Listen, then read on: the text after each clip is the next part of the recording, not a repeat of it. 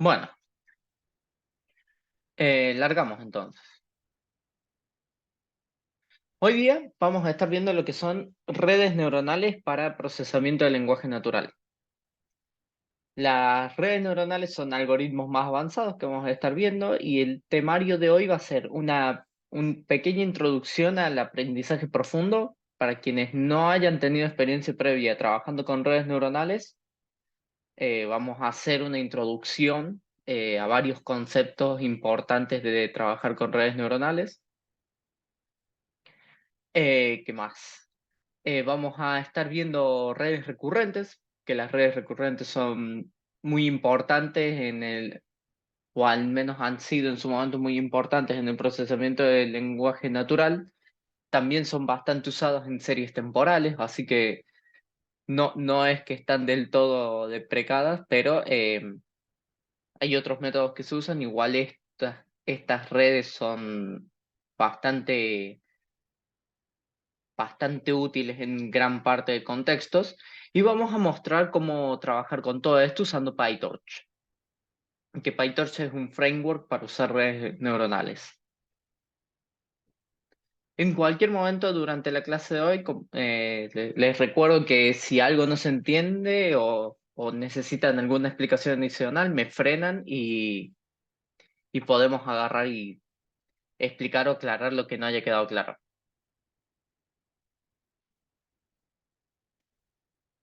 Bueno, vamos a largar con una introducción al aprendizaje automático, al aprendizaje profundo. Y para esto lo que vamos a tener que hacer es primero ver por qué necesitamos aprendizaje profundo. En este caso, lo que nos estaría sucediendo es que modelos como las regresiones o lo que son Support Vector Machine, lo que hacen es encontrar hiperplanos que nos separen los puntos que queremos clasificar. Esto es lo que hacen los modelos lineales. Por ejemplo, para este caso tenemos dos clases positivas, dos clases negativas. Un modelo lineal tipo Support Vector Machine o una regresión logística nos va a poder clasificar esto bien. Nos encuentra una recta en este caso y con eso ya está. Todo lo que está de este lado de la recta está bien. O sea, es categoría positiva, todo lo que está de aquel lado es categoría negativa. El problema surge cuando no existe ese hiperplano que nos esté separando los puntos. Y este, por ejemplo, es el problema del SOR. El SOR es el O exclusivo, va a ser verdadero cuando una de las cosas sea verdadera y falsa cuando ambas sean falsas o ambas verdaderas. Y ustedes pueden ir chequeando si quieren, pero no van a encontrar ninguna recta que puedan trazar acá que les separe de un lado todas las clases positivas y del otro lado todas las clases negativas. En este caso, nosotros ya no contamos con esa capacidad de separabilidad lineal y tenemos que pasar a algo más complejo. Entonces, para eso vamos a estar trabajando con redes neuronales artificiales. ¿Cómo es el concepto de trabajar con esto? Bueno, a ver si tengo el punterito láser. Ahí está. Nosotros vamos a tener nuestro vector de entradas. Las entradas en este caso van a ser x0, x1, correspondiente al primer elemento y segundo elemento de la comparación del SOR. Va a haber en este lado un vector de pesos. El vector de pesos lo que nos está haciendo es hacernos un producto con estos elementos respectivamente. Vamos a tener también un sesgo. Este vector de sesgo es vector. Este valorcito del sesgo es para facilitar el tema de inferencias o aprendizajes. Acá vamos a tener lo que es una activación no lineal. Y esta es una parte muy importante de cómo laburan estas redes. Porque la activación no lineal es lo que nos va a estar rompiendo esta linealidad que tienen estos modelos. Porque hasta acá, si se han fijado, toda esta primera parte es casi un modelo lineal. Es el vector de entrada por unos pesos más un sesgo, es exactamente un modelo lineal.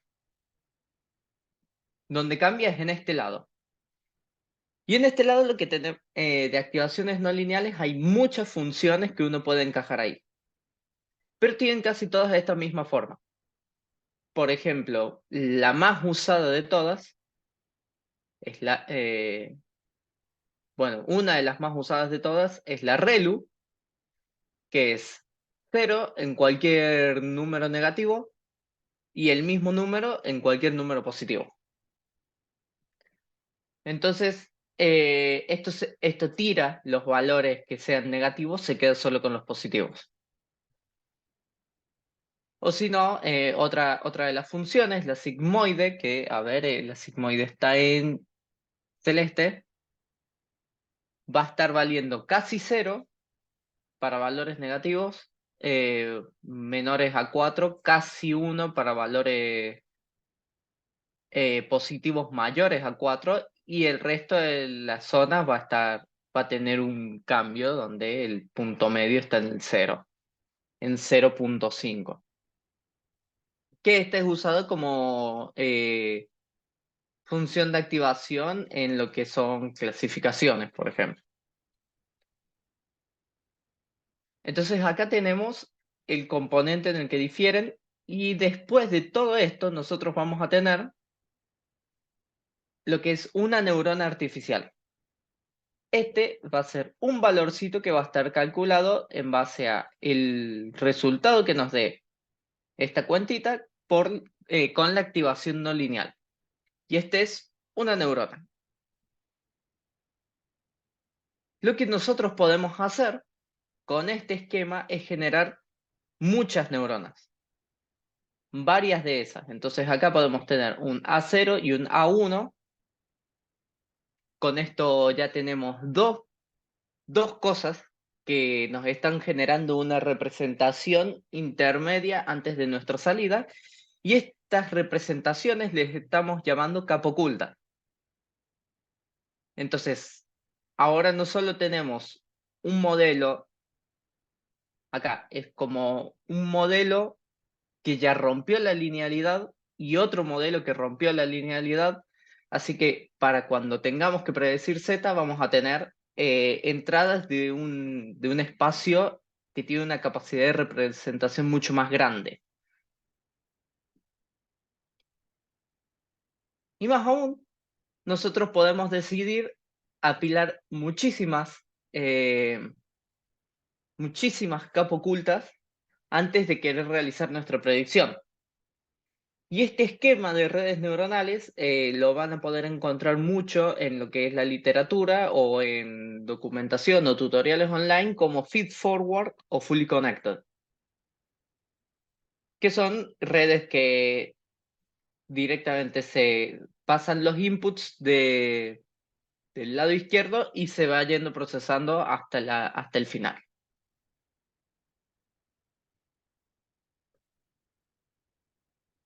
Unas cosas que podemos hablar de redes neuronales, hay un resultado teórico que dice que toda función puede ser aproximada por una red neuronal.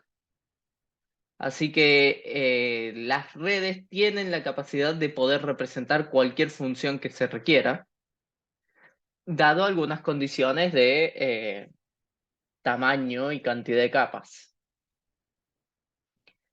Pueden capturar no linealidades bastante bien por ejemplo, pueden chequear que poniendo los pesos, poniendo los numeritos correctos acá en estas flechas de cuánto valen los pesos, pueden solucionar el problema del SOR, pueden separarlos a esos valores y predecir bien todo momento.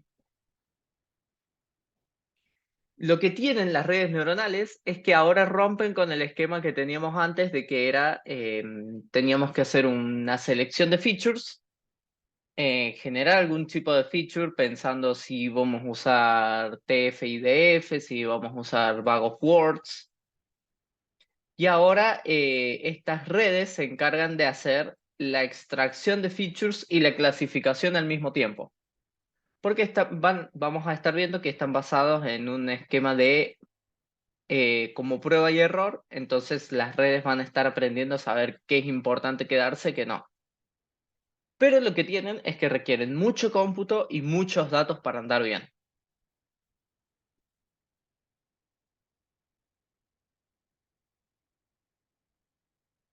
Hasta acá. ¿Algo que no haya quedado claro?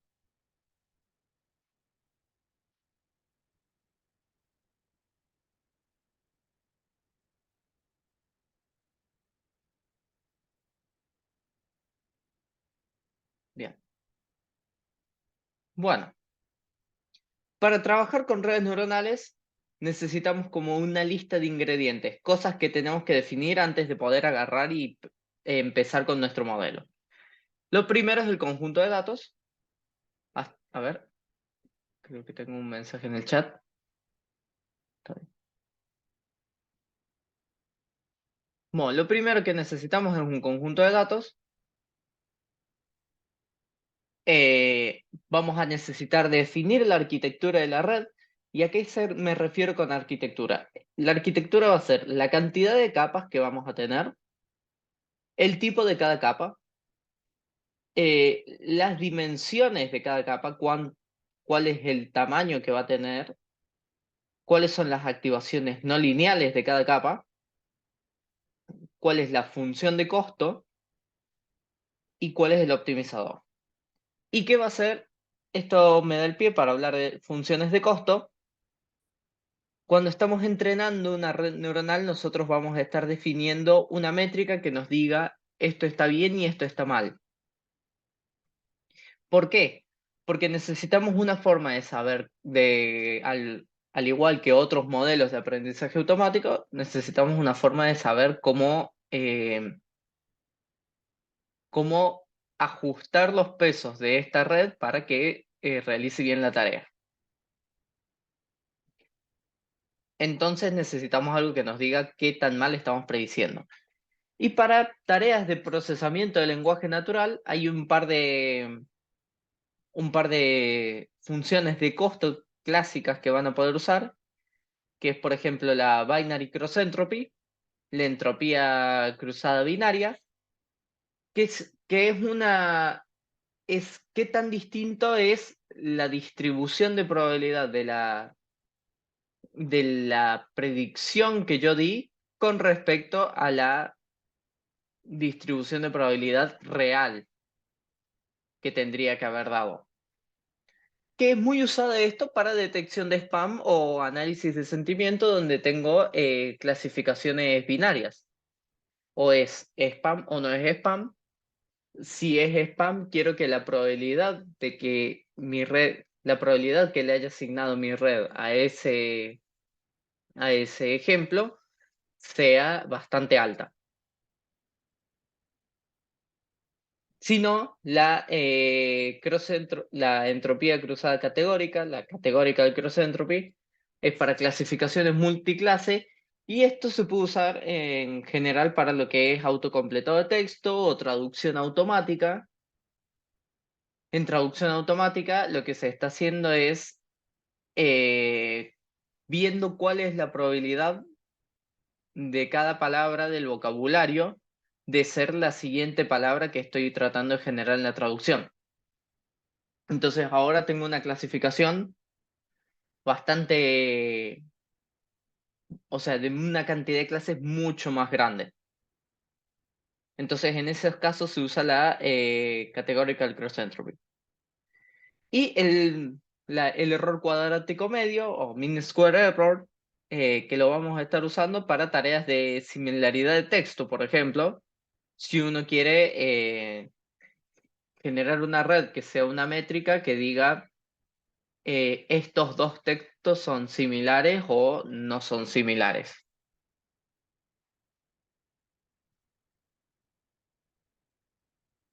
A ver,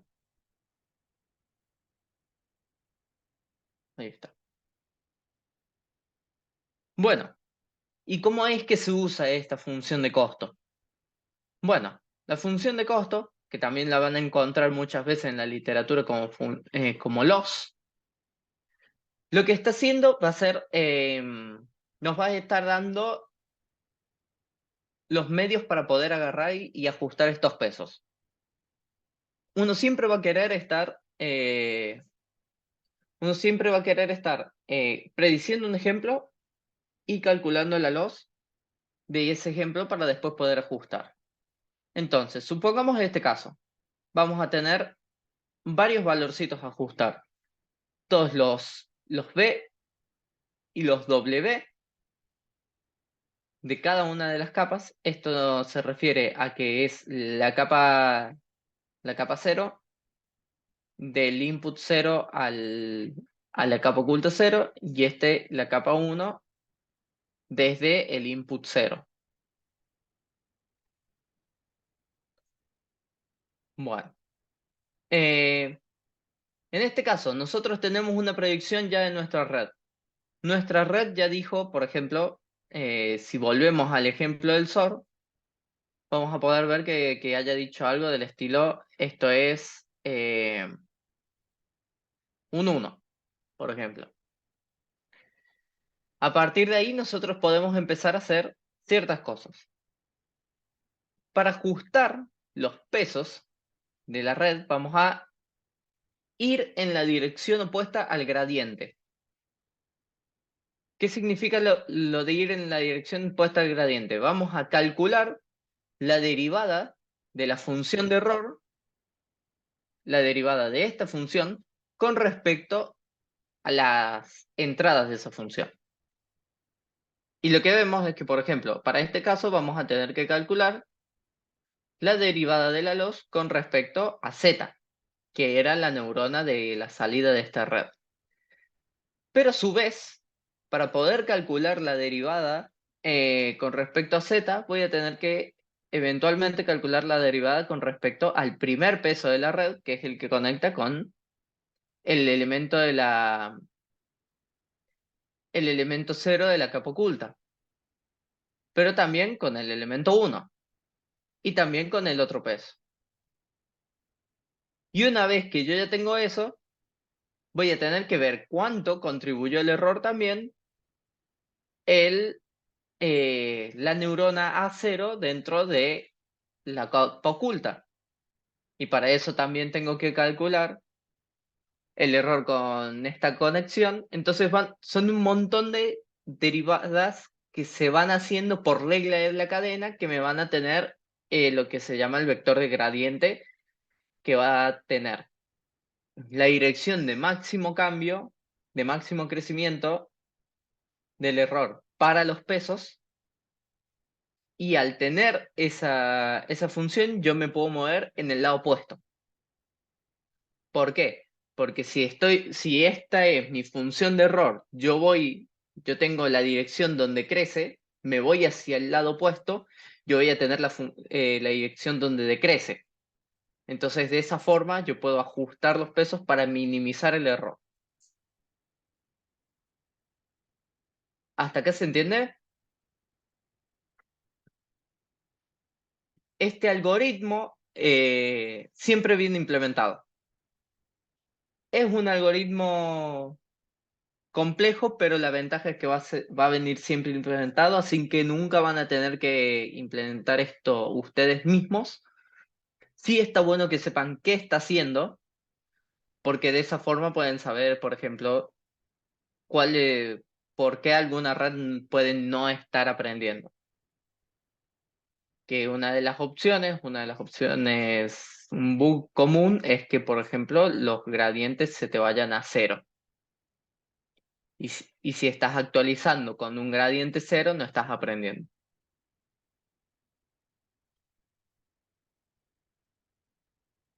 A ver, ahí está.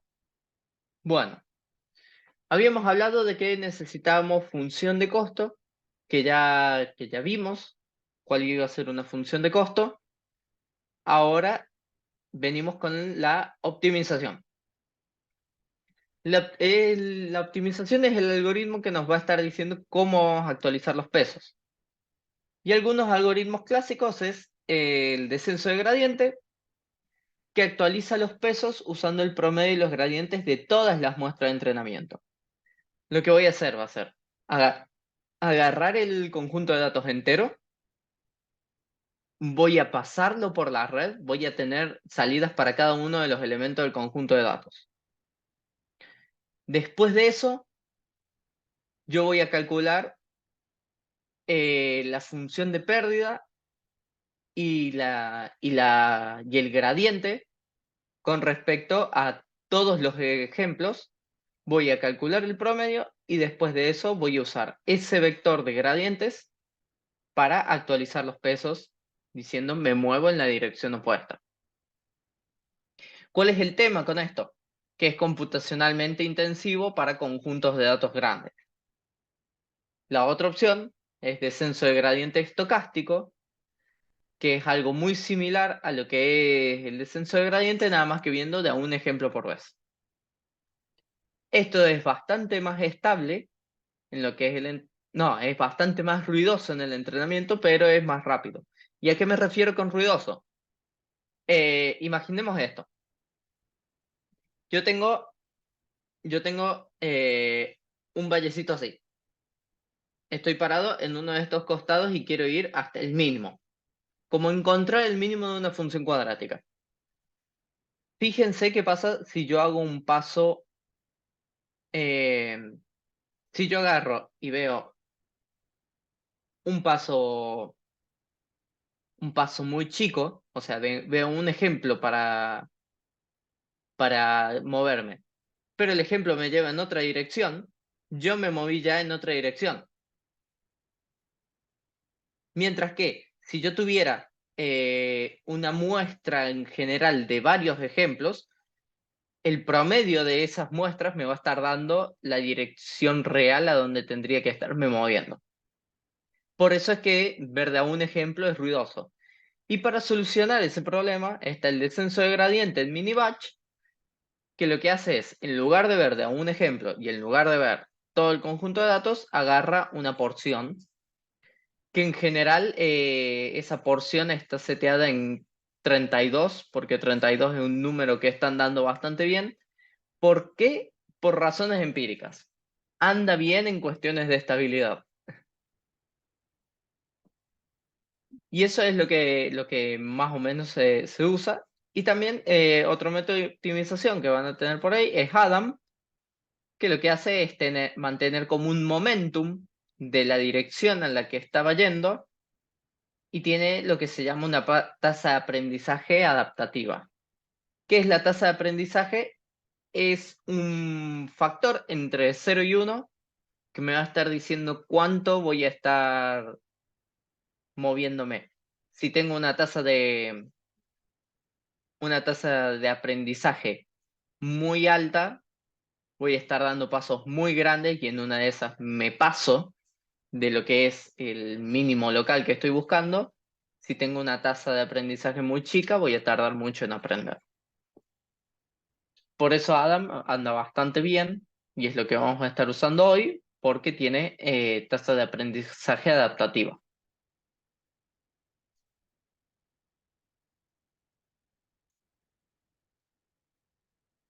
Y por ejemplo, un ejemplo de red neuronal para clasificación que podríamos tener, ya siguiendo nuestra recetita, sería, tengo una entrada, que puede ser un bag of words de 710 dimensiones,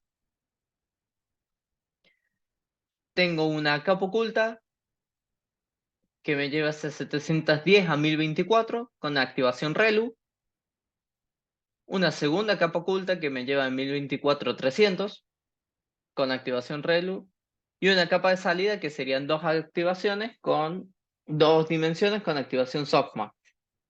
Que el softmax es una activación que te transforma en una pseudo distribución de probabilidad. Siempre suma 1. Función de costo de una binary cross entropy y optimizador Adam. Y con eso yo ya tengo mi receta para trabajar con redes neuronales. Yo ya tengo todo lo que necesito, ahora directamente restaría la implementación de esto.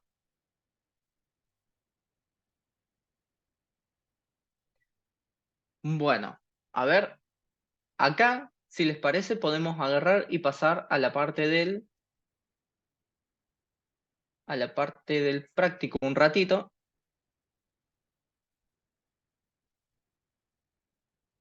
A ver.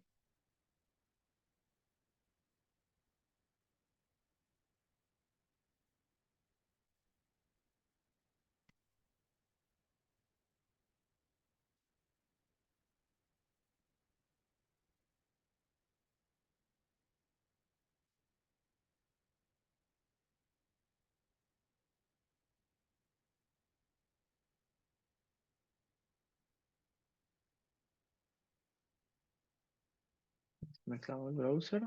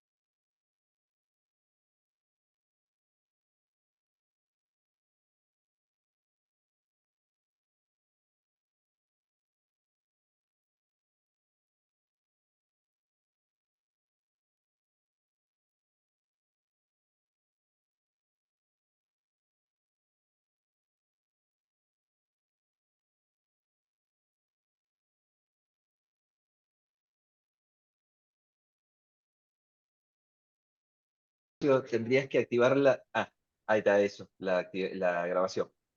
Sí, estaba buscando de dónde era. No encontraba el botoncito. Bueno, por ahora podemos agarrar y pasar a práctico por un momento al práctico de redes neuronales. Vamos a estar trabajando con clasificación de sentimientos sobre, ¿cómo es que se llama? El IMDb de Dataset, el conjunto de reviews de películas. Entonces, cosas que hay que hacer, como tuve que reiniciar de emergencia, hay que volver a ejecutar esto, que va a tardar un ratito. Pero bueno, a ver, creo que tengo que conectar. Ahí se está conectando. Vamos a importar unas cuantas librerías. Entre las librerías que vamos a estar importando está Torch. Torch va a ser una de las, va a venir por default en los Jupyter Notebooks y si no ustedes lo pueden instalar buscando PyTorch. Eh, bueno, vamos a estar usando también unas cuantas cosas de Scikit-learn, de Collections y de NLTK. Bueno, y acá esto va a estar descargando todo el dataset, que es descargando y descomprimiendo el dataset, así que va a estar... Igual ya terminó. Vamos a hacer una funcioncita chiquita para cargar estos conjuntos de datos. Los vamos a tener como los de train y los de test, separados por el texto y cuál es la etiqueta. Por ejemplo, en este caso tenemos esta película empezó bien, sentía que estaba viendo una versión adulta de Seinfeld. El label es 0 y 0 significa que es una review negativa, mientras que 1 es una review positiva. Entonces, en general siempre vamos a estar haciendo preprocesamiento, generando los data loaders para poder entrenar y evaluar, ¿no? Entonces, primera parte del preprocesamiento que vamos a estar haciendo, vamos a usar, como habíamos visto, un count vectorizer. Vamos a decir que queremos un máximo de features de 5000 y vamos a usar las stop words del inglés. Vamos a transformar ambos conjuntos, el de train y el de test, con la transformación del count vectorizer. Vamos a transformar esto en bag of words. Y después los vamos a convertir en lo que se llaman tensores con el tipo de float32. ¿Qué son los tensores? Son como una generalización de lo que es el array de NumPy, que tiene...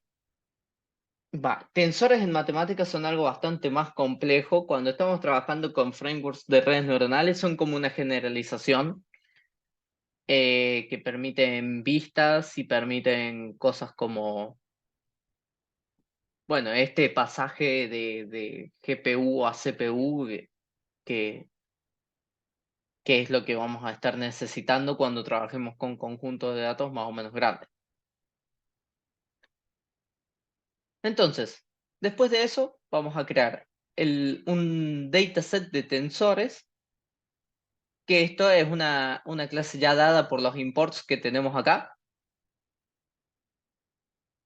Esto es una clase de PyTorch y le vamos a decir, estos son los X, estos son los Y. Esta es la entrada, esto es lo que debería predecir. Y vamos a crear un data loader. ¿Qué es el data loader? Es una clase que nos va a estar manejando cómo vamos a estar cargando los datos. Nosotros le damos un dataset y él nos va a devolver. Si tenemos batch size 32, nos va a estar devolviendo de a 32 elementos, va a realizar una mezcla de los elementos del conjunto de datos este y nos lo va a devolver. Así que bastante útil para no tener que manejar esto a mano. Por ejemplo, si tuviéramos 65 elementos, el data loader ya se encarga de qué hacer con esos elementos que no caen si no puedo dividir mi conjunto de datos de forma redonda en 32. Entonces, hasta ahora tenemos el dataset y el data loader, los datos listos para cargar. Y ahora lo que podemos hacer es una primera red neuronal. ¿Qué es esto? Esto está llamado como MLP. MLP viene de Multilayer Perceptron, que es Multilayer Perceptron es otro nombre mucho más clásico para referirse a lo que es Fully Connected. Entonces, ¿qué vamos a hacer con esto? Vamos a crear una clase que hereda del módulo nn.module. Esto es lo que tenemos que hacer cada vez que vamos a crear una nueva red en PyTorch. Vamos a definir una clase init y en el init vamos a crear nuestra red. Vamos a hacer un atributo que se llama layers y ahí va a tener un nn.sequential. Esto nos está diciendo, voy a seguir esta serie de capas en orden, pasándole desde la primera capa hasta la última y va a ir pasando la salida del primer elemento al segundo elemento de forma secuencial. Entonces, de este lado, voy a tener una capa lineal. ¿Qué es la capa lineal? Una de estas. Este estilo de capa es una capa lineal. Vamos a tener una cantidad de neuronas. Cuando decimos input dim, lo que nos estamos refiriendo, de este lado hay esta cantidad de entrada. Por ejemplo, cuando decimos input dim 5000, lo que estamos diciendo, de este lado de la capa hay 5000 elementos. La segunda parte de esto es la cantidad de salidas. ¿Qué es lo que estamos diciendo? De este lado hay 128 elementos. ¿Queda claro eso? Esta lineal nos genera este tipo de capa. Nos está diciendo, de este lado hay tantos elementos, de este lado van a haber tantos elementos. Sin contar los sesgos. Después de eso, activación ReLU. ¿Qué es la activación ReLU? Vamos a buscar. Esta de acá. Si el valor es negativo, es 0. Si el valor es positivo, se queda como está. Después volvemos a poner otra capa lineal. El mismo tamaño de salida que de la primera capa. Esto es algo que hay que tener en cuenta cuando uno enchufa cosas en redes neuronales, tiene que matchar las dimensiones. Entonces, yo tengo esta capa de este tamaño de salida acá, tengo que poner el mismo acá. Y de estos 128 elementos, voy a generar unos 65, 64. Otra vez una activación ReLU. Voy a poner otra capa lineal. Esta vez voy a sacar un solo elemento y voy a aplicar una activación sigmoide. ¿Cuál era la activación sigmoide? Esta de acá, la celestita. La celestita lo que está haciendo es cosas que estén por... Cosas que sean muy positivas van a estar muy cerca de 1, cosas que sean muy negativas van a estar cerca del 0. Y en el medio está esta zona en la que va el cambio más grande de lo que es la función, en la que vamos a tener valores entre 0 y 1, pasando por 0.5 en el 0. ¿Y cuál es la idea de esto? Que la red pueda agarrar y decir, bueno, quiero llevar todas las reviews negativas al valor más alto que pueda, cosa de que después de la activación me queden como 1, o antes de la activación, o las cosas negativas las mando lo más cerca de los negativos, cosa que después de la activación me quede 0. Bueno, ese es el init, esto es la cap, esto es lo que me está definiendo qué va a ser la red. Y lo siguiente que necesitamos decir es cómo vamos a aplicar la red. ¿Cómo vamos a aplicar la red? Tenemos que definir el método forward, que va a decir, toma esta entrada, eh, ¿qué le vas a hacer? Y para este caso es simplemente aplicarle todas las capas. Este X pasa a través de todas estas capas y con eso ya está. Entonces hasta acá tenemos definida cuál va a ser la red. Ahora vamos a ir a la parte del model. ¿Qué tenemos que hacer una vez que tengamos?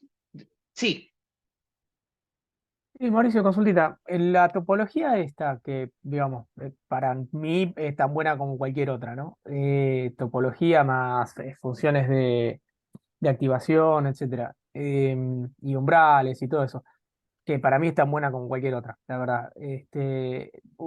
¿Vos la sacaste de alguna, no sé, biblioteca de topologías típicas, de recetitas, o fue nada, vos ya lo hiciste antes y probaste distintas topologías hasta que esta es la que mejor te dio?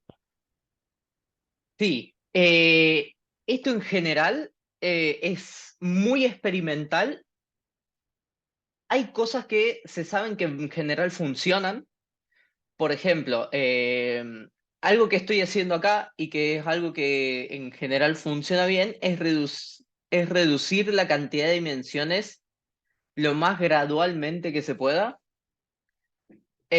Convengamos que de 5000 a 128 no es un cambio gradual, pero internamente de 128 a 64, 64 a 1, eso es algo que se hace para no perder tanta información en el camino.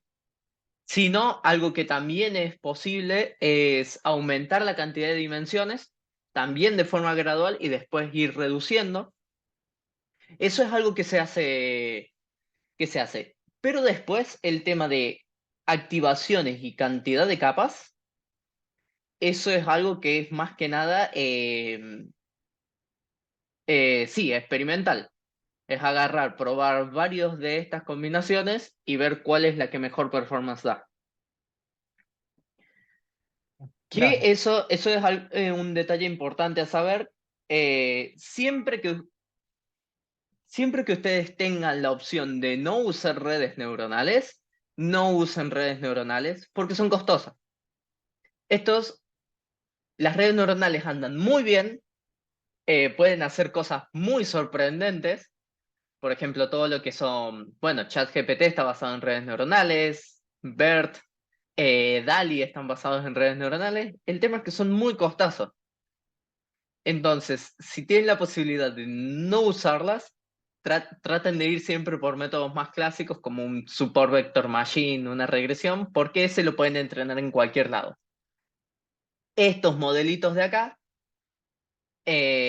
recomiendo que no los entrenen en sus propias compus y usen cosas como Google Colab, donde ustedes no están usando su propia computadora, están usando la sesión que les da, por ejemplo, esto acá dice conectado ahí no lo leo, conectado a Python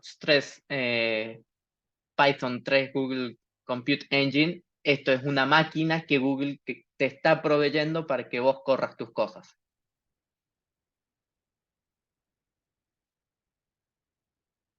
Pero sí, con respecto a la arquitectura de la red, hay cosas que se saben que funcionan. Eh, el tema de aumento o reducción de dimensionalidades graduales, por ejemplo, si parto de 5000, bueno, hice un par de reducciones en el camino, como para no pasar de los 5000 a 1. Siempre pongan activaciones no lineales entre capa y capa, y con eso deberían andar bien. Cada tipo de red tiene sus particularidades al medio, pero era una clase de 2 horas y tenía que compactar lo que se pudiera.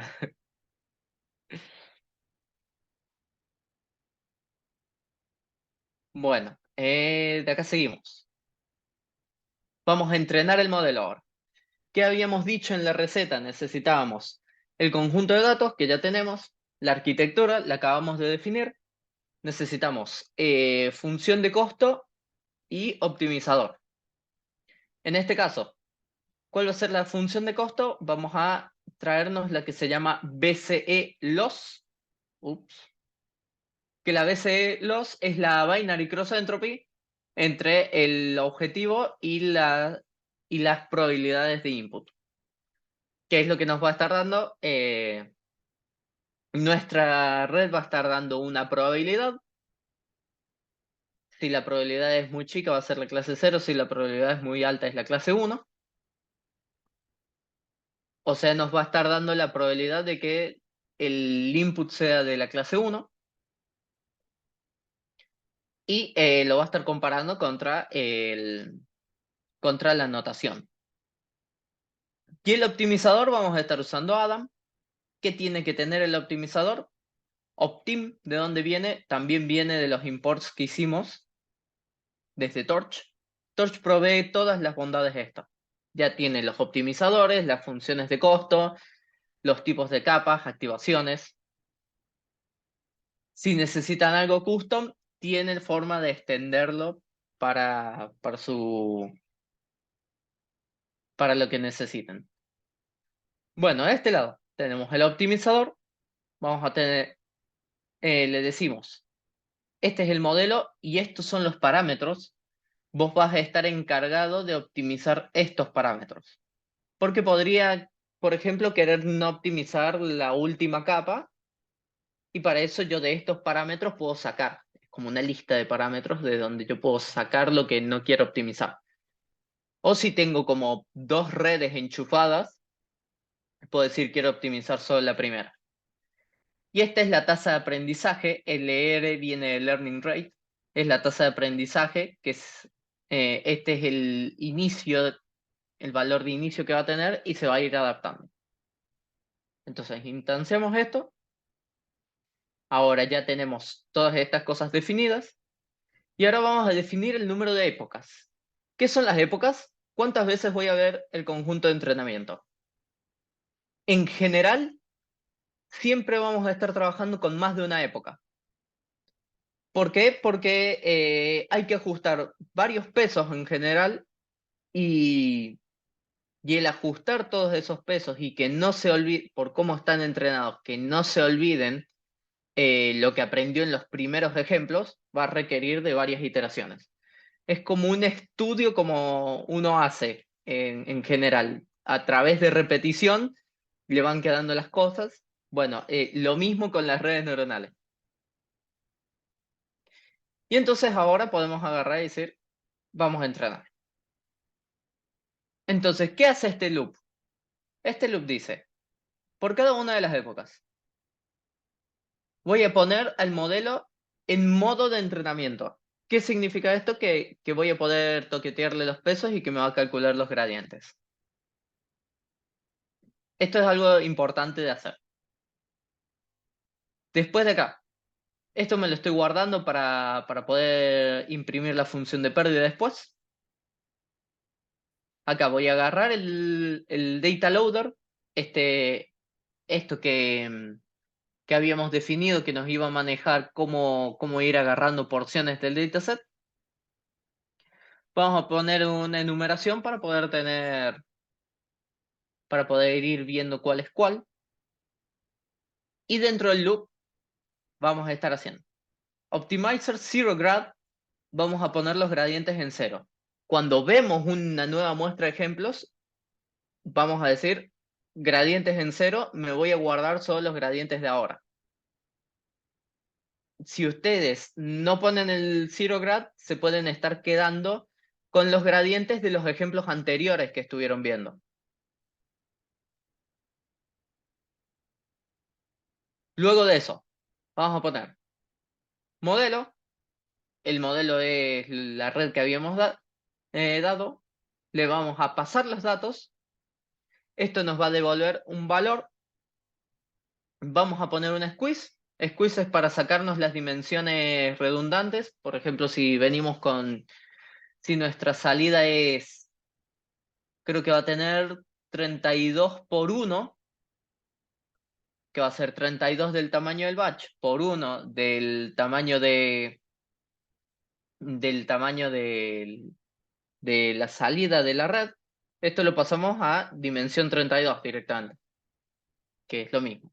Y nos lo guardamos en la salida. Ahora nosotros queremos calcular cuánto es nuestra pérdida. Eso de que... Voy a empezar a tocar acá. Perdón, Ahora repetí queremos... con la de dimensión 32.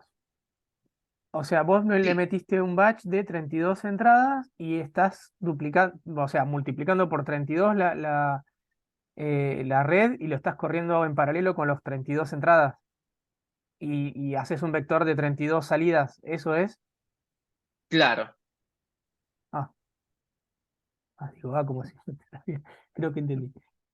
Sí, no multiplica la red por 32, sino que le puede pasar los 32 elementos al mismo tiempo. En la Pero misma época sí, y entrena con 32, pero los pasa secuencialmente. no, los Y puede no. pasar al mismo tiempo. Lo que está haciendo es por cómo está implementado por debajo con la placa de video, con la GPU, pone los pesos en una memoria compartida y hace las multiplicaciones vectorizadas dentro de GPU.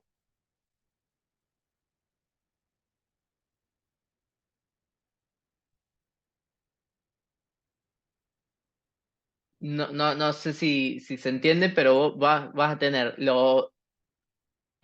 la memoria. A ver, Sí. sí, la topología no se multiplica por 32 y los pesos originales no, pero después, digamos, vos vas a tener 32 instancias de alguna manera de los pesos que vas logrando. No, hasta ahora son los mismos. Fíjate, eh, hasta, hasta que yo no llegue a este lugar, los pesos no han cambiado. Yo empecé con un modelo con un conjunto de pesos acá. Sí.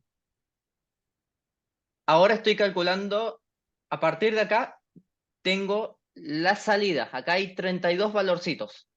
Todavía no calculé pesos, ¿no? Ujú. Hay 32 valores de salida. Bien. Ahora lo que hago es calcular la pérdida. ¿Cuánto le Ujú. erré en mis predicciones con respecto al valor Sí, sí, real? usas el BCD de antes. Sí, sí. Bien, hasta acá sigo teniendo 32 valores. Un valor de pérdida por cada uno. ¿Sí? Es ahora donde yo calculo los gradientes y este loss.backward lo que va a estar haciendo es eh, va a estar calculando las derivadas de todos los pesos de la red, pero los va a estar guardando promediados. Acá es donde pueden estar las 32 copias de lo que es los valores de las derivadas.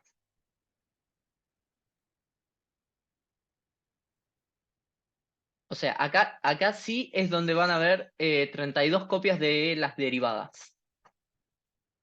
Y después de eso, vamos a tener el optimizador, que acá sí es donde modifico los pesos. Esta parte de acá dice, voy a calcular los gradientes. Esta parte de acá es la que dice, voy a actualizar los pesos de la red con respecto a los gradientes. Últimas partes, a ver, tengo un mensaje. Bien. Últimas partes de esto es para tener un registro, para poder imprimir la loss como ha dado. Y por ejemplo, en este caso podemos ver, a partir de los valorcitos, cuanto menor la loss, mejor. Así que de acá se puede ver cómo fue cambiando, cómo fue reduciéndose época a época. Y bueno, y esto termina aprendiendo. si este valorcito no baja, es porque la red no está aprendiendo y posiblemente tengan un bug dando vueltas. Y lo último, para este lado, lo evaluamos de la misma forma y tenemos una accuracy del 84.74% con esta red chiquita. No sé si se acuerdan, pero por ejemplo, lo que era cuando habíamos trabajado con Spam Detection la clase pasada, un support, una regresión logística creo que fue, conseguía 98 de accuracy en predicción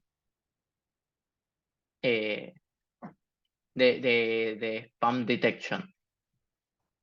Es distinto dominio, pero sí. Siempre traten de probar algún modelo más clásico antes y esos no funcionan, es un buen momento para pensar en redes neuronales. Bueno, ¿les parece que hagamos una pausa quizás de un... A ver, son y 13 y todavía queda bastante contenido.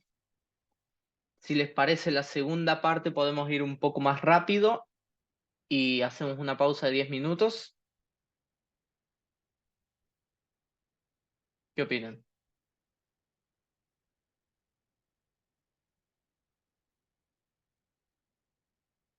Bárbaro, dale. Bien, bueno. Entonces escribo acá, tengo 10 y 14, 10 y 24.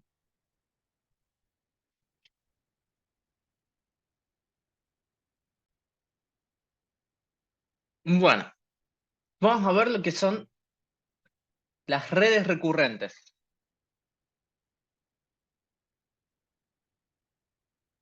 Fíjense que el lenguaje tiene un componente secuencial que no podemos pasarlo por alto en muchas tareas que tengamos.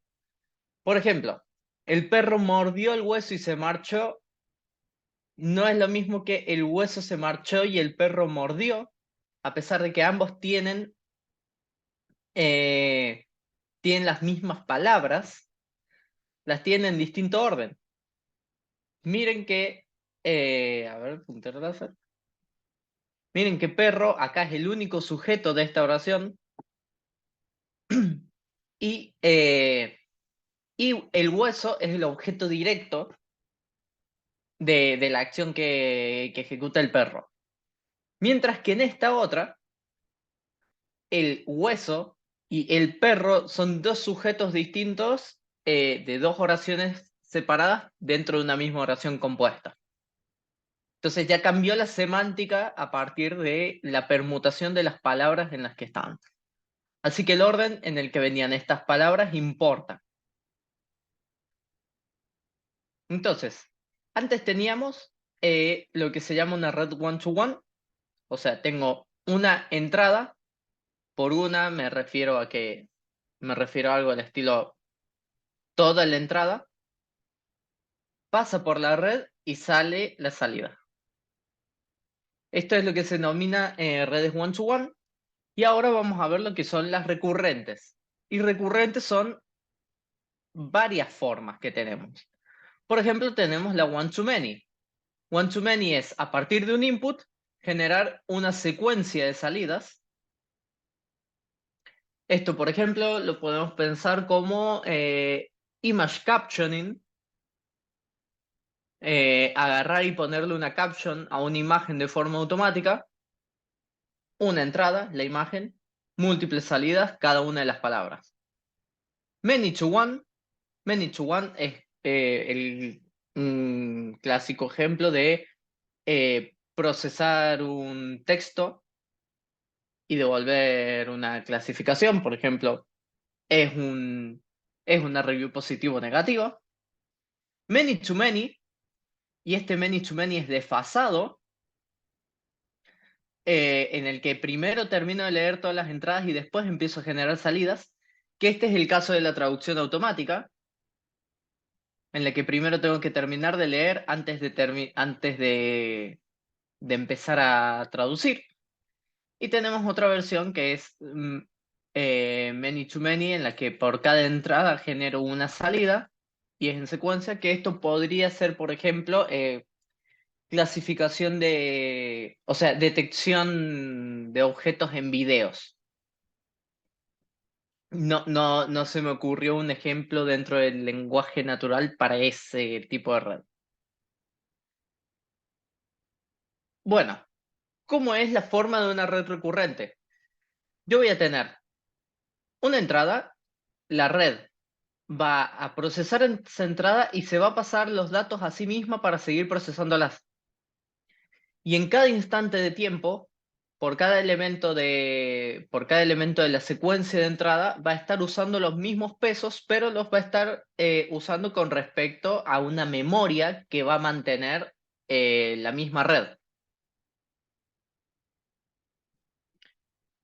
Y por ejemplo, esto es lo que está haciendo una recurrente.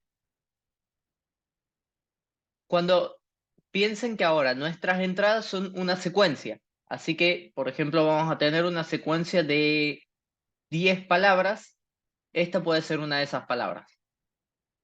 Y este h sub t menos 1 o h sub t es este contexto, esta memoria interna de la que estábamos hablando. Y lo que se hace es, tengo este h sub t, o sea, tengo el h sub t, tengo la nueva palabra que voy a procesar y ahora las concateno y las paso por una activación lineal por una capa lineal con activación de una tangente hiperbólica. A ver si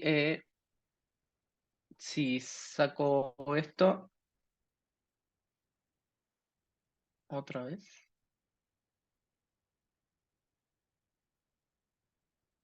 Vamos a, si se acuerdan,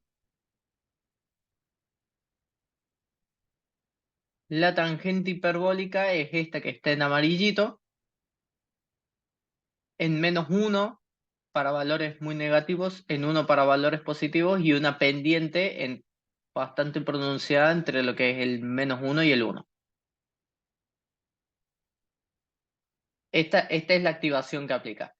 Y esa parte de la red que dice tan H, esto es a su vez una capa lineal. Es algo de esta forma. Le va a entrar lo que va a ser los vectores del contexto y la entrada nueva, y le va a aplicar una capa lineal. Así que en este paso, la red recurrente aplicó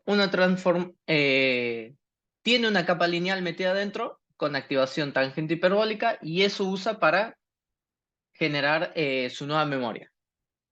Pueden pensarlo como que está diciendo, estas cosas de acá me las voy a olvidar, estas me siguen siendo útiles dentro del vector fijo que es la memoria. Y estas redes, al tener este componente de estas, a ver, voy a volver a modo presentación. Estas redes, al tener este componente de secuencialidad, de que la predicción actual depende de los pasos anteriores, tienen que ser optimizadas de otra forma. Y lo que sucede para estos casos es que hay que aplicar lo que se llama backpropagation through time, que lo que se hace es, primero se predice toda la secuencia, se calcula una loss, pero ahora la loss, las derivadas hay que calcularlas desde el paso final hasta el principio, pasando por todos los instantes de tiempos anteriores. Antes era las derivadas con respecto a los pesos de la red, ahora también hay que derivar con respecto a las salidas que haya generado la red en los instantes de tiempos anteriores. Entonces, esto hace que, si bien son muy buenas estas redes en calcular, en poder trabajar con cosas secuenciales, hace que el cómputo y entrenamiento o sea, el cómputo de los gradientes y el entrenamiento de las redes se complique un poco más a nivel cómputo. porque va a ser una cuenta bastante más pesada. Y bueno, vamos a ver ahora un par de redes recurrentes avanzadas. Por ejemplo, la primera es la LSTM, que se llama Long Short Term Memory, que esta ya es una red bastante más compleja. Si se acuerdan, antes teníamos una tangente hiperbólica con una capa lineal y se acabó. Ahora, sí. Eh, Capaz que si ya lo dijiste, perdón, tuve que salir un ratito, pero ahora que estás metiendo como la variable temporal, ¿no? A mí me sale la palabra convolución, ¿no? Y cuando vos estés convolucionando, usás como una ventana de convolución, eh, qué sé yo, que también ya tenés un grado más de libertad en hacer una topología o un modelo que ande, o una arquitectura que ande. Entonces, ahí también ya tenés como una biblioteca, ¿no? De ventanas de convolución, ¿puede ser? O una... Eh, o- sí, en parte de las cosas que quedaron fuera por cuestiones de tiempo es el tema de usar redes convolucionales para procesamiento del lenguaje natural, que son muy buenas en capturar localidades, cosas locales dentro del texto, pero estás condicionado al tamaño de la ventana. y a Eh, la potencia de procesamiento que tenés disponible, porque, no sé, claro, agrandás la ventana un cachito y no sé, se te va al cuerno el procesamiento, me imagino. claro. No, no tanto, porque tampoco tenés que agrandar mucho la ventana y tus inputs tienen que ser muy, muy grandes para que eso suceda, porque escala de forma lineal Ah, sí, en a mí se me general. hacía que era Sí, como, no, más bien exponencial o algo peor. Bueno, listo, está bien, eh, no te interrumpo, gracias. está, está bien. Sí, convolucionales es algo que quedó fuera, pero nada. Sí, también son una opción y se usan bastante. Bueno, estábamos viendo entonces las recurrentes. ¿Qué hace esto? Esta red va a tener cuatro redes, cuatro capas lineales metidas adentro. Esta primera capa que va a tener, que va a tener, va a agarrar el input, lo va a pasar por una capa lineal como habíamos visto y le va a aplicar una activación sigmoide. Esta se llama forget. Esta es una capa especializada en olvidar componentes del contexto. Esta otra capa, que se llama input, que está hecha para saber cuáles cosas voy a recordar del nuevo input, o sea, de la nueva entrada, y me las voy a guardar en mi contexto. Esta capa va a aplicar lo que habíamos visto, va a agarrar la entrada, le va a aplicar una capa lineal, va a aplicar una transformación de tangente hiperbólica, lo va a multiplicar por el vector de input y eso ya tengo para poder actualizar el vector de contexto. Y una última capa que va a usar el nuevo vector de contexto pasado por una tangente hiperbólica, acá una capa lineal con la sigmoide, y esto me está diciendo de las nuevas cosas que tengo, cuáles van a ser las que voy a retornar para la predicción o para el uso de siguientes capas.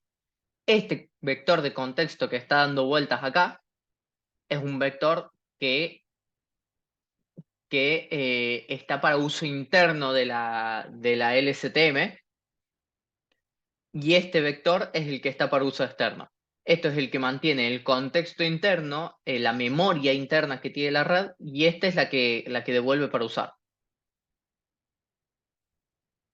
Entonces ya vimos que pasamos de tener una capa lineal y tener que ver el contexto a tener cuatro capas lineales metidas adentro de esto y varias cuentas intermedias.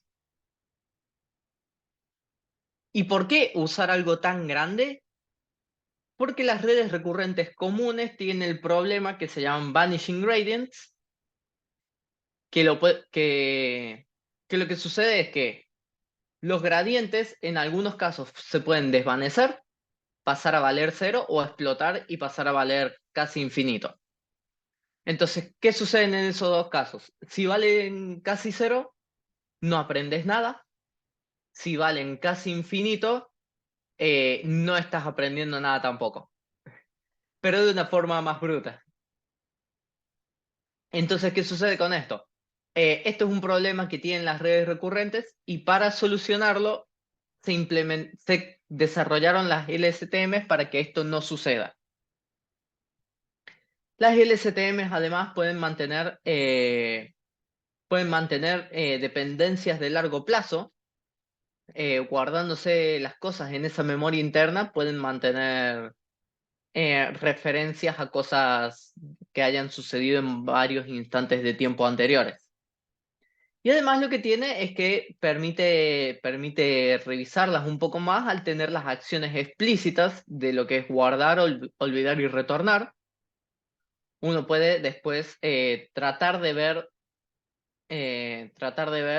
qué cosas eligieron ser olvidadas, qué cosas eligieron ser retornadas. Si no, un modelo más simple que las LSTM son las GRU, que significa Gated Recurrent Unit, y estas redes tienen dos acciones explícitas, las de reset, que es este R sub T, que reinicia la memoria, y el Z, que hace un update, que actualiza la memoria. Y estas de acá también son capas lineales, estas dos con activación sigmoide y esta con activación tangente hiperbólica. Y esta red es más chiquita en cantidad de parámetros y en muchos casos puede tener mejor performance.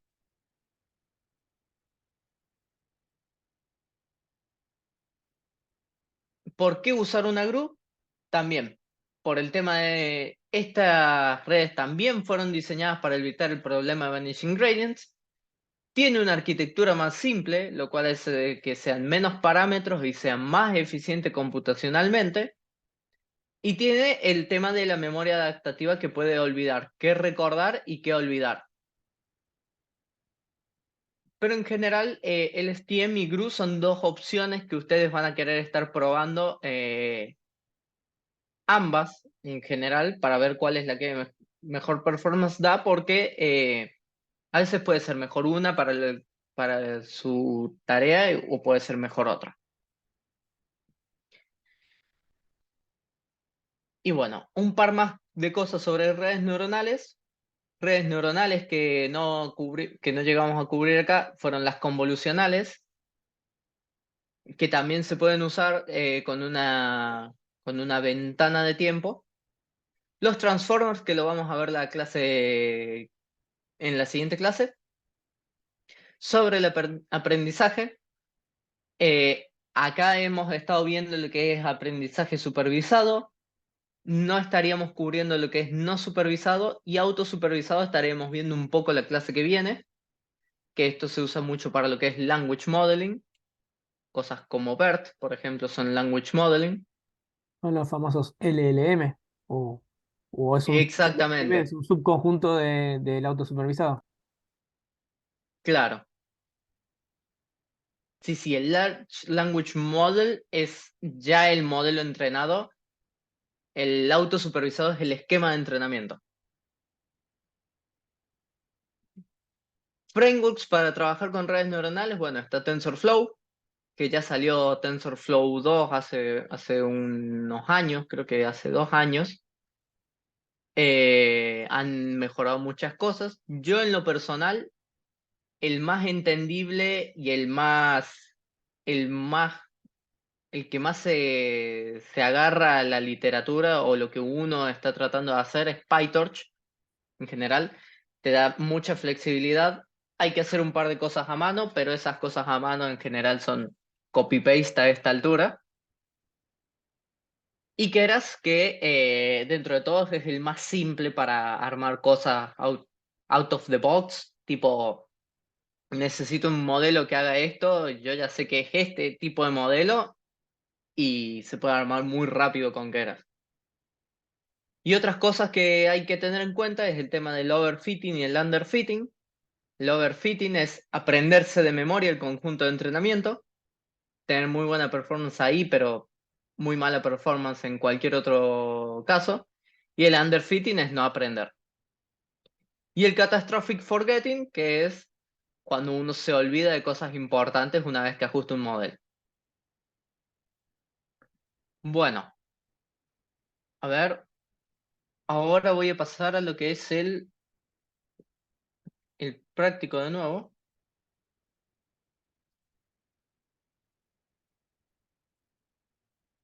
A ver, ¿cómo pongo esto?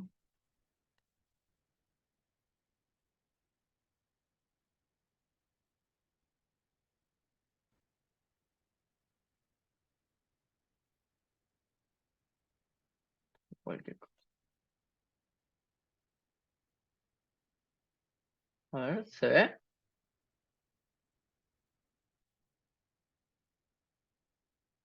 No, seguimos con la presentación. Otra vez, con este problema.